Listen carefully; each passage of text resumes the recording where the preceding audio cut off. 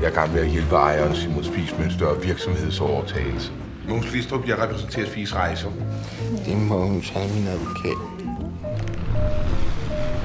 Simon Spies er ikke noget godt selskab, Mogens. Han er en driftig forretningsmand. Undskyld, men hvor er alle de der fine herrer, som vi har tænkt os at tage røven på? Altså, mit tilbud, det var jo ikke evigt. Faktisk, så tror jeg, det er 50.000 kroner mindre per minut. Tager du ikke tid, Mogens? Mine damer og herrer, vi er nu i rejsebranchen med egne fly. Vi sælger billige rejser til Mallorca. Vi sælger drøm om fest, jo. Spis, vær fræk og... Spis, rejs og vær glad.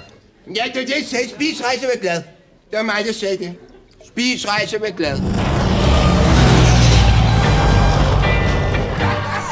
Jeg vil ikke ringe til Ekstrabladet, fordi de skal komme herned straks.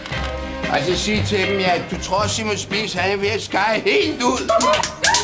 Det er min nye målbold, den. Hurra! Skatteskyderne i dag er at sammenligne med jernbanesabotørerne under besættelsen. De gør et farligt job, men de gør et fædrelandsnyttigt job. Som om du er en stor martyr, som de alle sammen er imod. Men det er de. Vi har i dag påbegyndt efterforskningen af landsretssagfører Mogens Glistrups skattevirksomhed. De sidder fast i Glistrups spænden med. De er bange for, at vi springer det hele i luften, og det gør vi også. Kan du stoppe ham?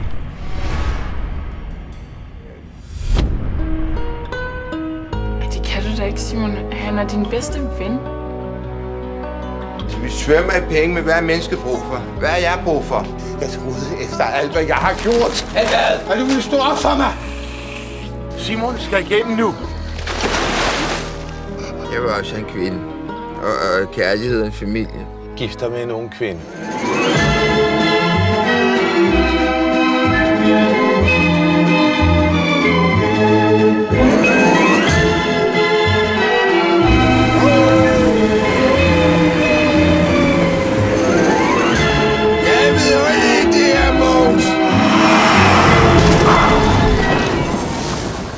Jeg tror aldrig, vi får den her bil tilbage på vejen.